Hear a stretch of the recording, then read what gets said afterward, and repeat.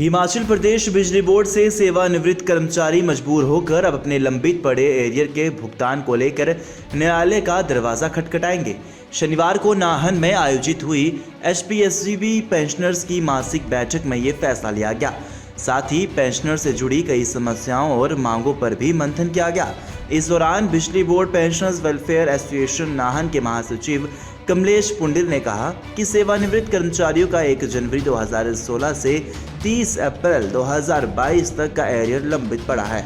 सरकार ने 2022 मई में आयु के हिसाब से एरियर देने के आदेश भी जारी किए थे, जिसके तहत अन्य विभागों से सेवानिवृत्त कर्मचारियों को ये एरियर मिलना मुश्किल हो गया था। परंतु बिजली बोर्ड से सेवानिवृत्त हुए कर्मचारियों को अभी तक एरिया का एक भी किश्त जारी नहीं की, जिसको लेकर पेंशनर्स में भारी रोष हो गया है। उन्होंने कहा कि यही कारण है कि इस मासिक बैठक में राज्य कार्यकारिणी के आदेशों के मुताबिक एरिया के भुगतान को लेकर न्यायालय का दरवाजा खटखटाने का निर्णय लिया गया है। बात करता हूँ, आज की मीटिंग को कवर करने के लिए सभी प्रेस बंधु आए हैं, उनको बहुत बहुत शुक्रिया उनका।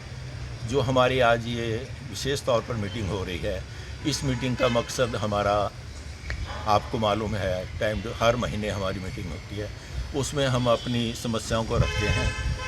तो उन समस्याओं को हमने लंबे समय से रख रहे हैं। 22 में हमारे बिजली बोर्ड ने आदेश कर दिए थे कि भी आपको स्केल दिए जाएंगे।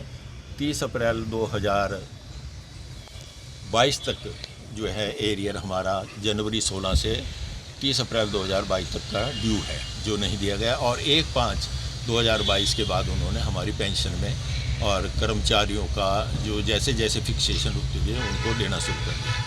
लेकिन सरकार ने अपने कर्मचारियों को, अपने पेंशनरों को, कम से कम पेंशनरों को उन्होंने जो वेवरी थे उनको उन्होंने स्टार्ट किया है 35%, 75 से अबव जो थे उनको 35%, 70 वालों को 20% और उससे नीचे 65 वालों को 18% और उससे नीचे 15% के आदेश किए। तो बोर्ड ने वो आदेश कर दिए, लेकिन हमारे 75 जो आयु पूरी कर चुके थे उन लोगों को भी जो है अभी तक कुछ नहीं दिया गया, सिर्फ आदेश किए गए हैं। और इस वजह से हमारे जितने भी हमारे पेंशनर हैं उनमें बहुत भारी रोष है। और इस वृद्ध अवस्था में सभी को जो है पैसे की आवश्यकता होती है। तो बोल करके बोर्ड मैनेजमेंट को लिख करके आप प्रेस बंधुओं के थ्रू हम हमेशा कुछ ना कुछ देते रहते हैं, अपनी आवाज़ को बुलंद करते हैं आपके थ्रू। तो अब मजबूर हो गया और हमें जो है ना लगता है कि भी कोर्ट का रास्ता अख्तियार करना पड़ेगा। तो हमारी स्टेट बॉडी ने हमें इंस्ट्रक्शन दी है और उसके ऊपर हम चाहते हैं कि बजाय एक यूनिट के हम कोर्ट में जाएं, उसके जगह हम चाहते हैं कि भी हमारी स्टेट बॉडी ने एक रिक्वेस्ट की है कि अगर आप मतलब कि as a whole state body को ऑथराइज करते हैं कि भी हर जो डिस्ट्रिक्ट के ऊपर यूनिट्स हैं उन यूनिट के मेंबर जो हमारी एसोसिएशन से रजिस्टर्ड हैं, जो हमारी एसोसिएशन में हैं, सिर्फ उन लोगों का केस जो है हमारी एसोसिएशन अपने बिहाफ पे लड़ेगी। और उसके लिए हमें जो भी आदेश होगा, क्योंकि अब हम लोग जो है रिक्वेस्ट करके थक चुके हैं और इतनी गुंजाइश भी नहीं है। रोज़ जो है ना बुजुर्ग आदमी है, गांव से आना है और मतलब कि नदी नाले टप करके आना पड़ता है। तो इस वजह से जो है अब फैसला लिया गया है, हमने कड़ा फैसला लिया कि भी हम लोगों को जो है कोर्ट का दरवाज़ा देखना पड़ेगा और उसकी हमने पूरी तैयारी कर ली है।